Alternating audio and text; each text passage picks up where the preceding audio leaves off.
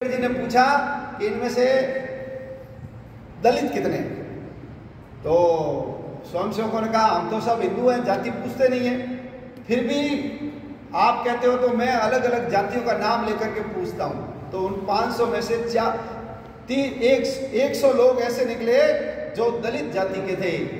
Doctor Ambedkar ji को बड़ी प्रसन्नता हुई कि मैं जो काम नहीं कर सका डॉक्टर हेडगेवार तूने ये काम कर दिया।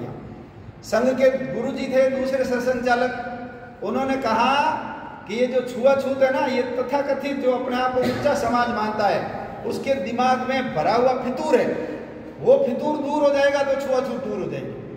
और तीसरे सरसंचालक जी थे बाला साहेब देवरस, उन्होंने कहा यदि छुआछूत पाप नहीं है तो दुनिया में कुछ भी पाप नहीं है। तो इन सब लोगों ने इस बीमारी को दूर करने का प्रयास किया, लेकिन सबसे ऊंचा नाम आता है, वो नाम आता है डॉक्टर बी.आर. अम्बेडकर जी का। वो उस जाति में जन्मे हैं, उन्होंने बचपन के अंदर वो सारी कठिनाइयाँ, वो सारे कष्ट सहे, और वो जानते थे कि ये हिंदू समाज है, मैं भी उसका अंग हूँ, इसकी निंदा आलोचना से काम नहीं चलेगा, इसकी स्थिति बदलनी पड़ेगी। इसलिए जो पीड़ित समाज है उसको पढ़ा करके आगे बढ़ाना, उसका जीवन स्तर ऊंचा करना, और जो छुआछूत करने वाला समाज है उसका भी मन परिवर्तन करना। कानून चाहे कितने भी बन जाए, समाज इसको स्वीकार नहीं करेगा तो छुआछूत ठीक हो नहीं सकती। इसलिए वो खुद उन्होंने पढ़ाई की। कितने निर्धन थे वो, जो बाहर पढ़ने गए तो सवेरे 1 कप चाय और 2 ब्रेड, सवेरे लाइब्रेरी में घुसते थे, और शाम को जब लाइब्रेरी का बंद होने का टाइम होता था तब लाइब्रेरियन कहता था अरे साहब 5 बज गए अब आप जाइए। ये जब आते थे तो पेट तो इनका खाली होता था, लेकिन नोट्स बनाई हुई पर्चियों से उनकी जेबें भरी हुई होती थी। कितना उन्होंने अध्ययन किया, कितना।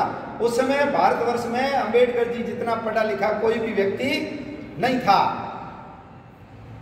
दांतों के बीच में जीभ आ जाती है तो दांतों को तोड़ा नहीं जाता है, दांतों को तोड़ा नहीं जाता है, ये सब अपने ही है। ऐसा मान करके उन्होंने समाज के अंदर स्थिति को परिवर्तन करने का काम कौन करेगा, मैं इसका बीड़ा उठाऊंगा। इसलिए संविधान सभा के जब ये अध्यक्ष बने और इनके हाथ के अंदर सब कुछ करने का पावर था।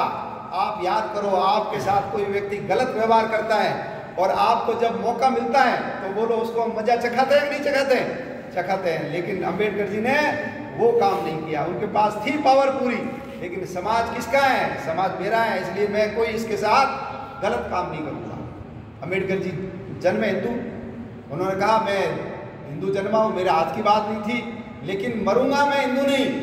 और ये उन्होंने 1936 में घोषित किया, और 1952 तक इंतजार करते रहे कि हिंदू समाज मेरी इस बात को सुन करके कोई निर्णय लेगा, लेकिन कोई साधु संत, कोई बड़ा व्यक्ति इस विषय की ओर गया नहीं। हाँ, मुसलमान जरूर जागे कि ये व्यक्ति यदि मुसलमान बन जाएगा तो जितने दलित है ना वो सब मुसलमान बन जाएंगे। इसलिए वो हैदराबाद का निजाम आ गया, उन्होंने कहा मैं आपको 5 करोड़ रुपए दूंगा आप यदि मुसलमान बन जाओ।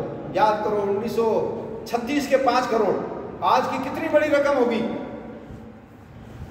लेकिन उन्होंने कहा जिसकी जड़ें विदेशों से जुड़ी हुई है, जिसकी उत्पत्ति बाहर हुई है, उस धर्म में मैं कभी भी नहीं जाऊंगा।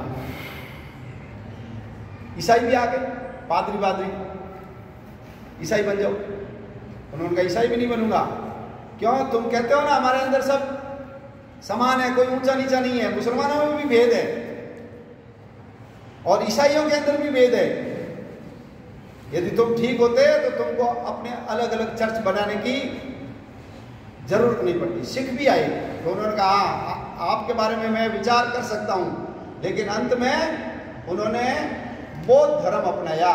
तो बौद्ध धर्म तो अपना ही धर्म है,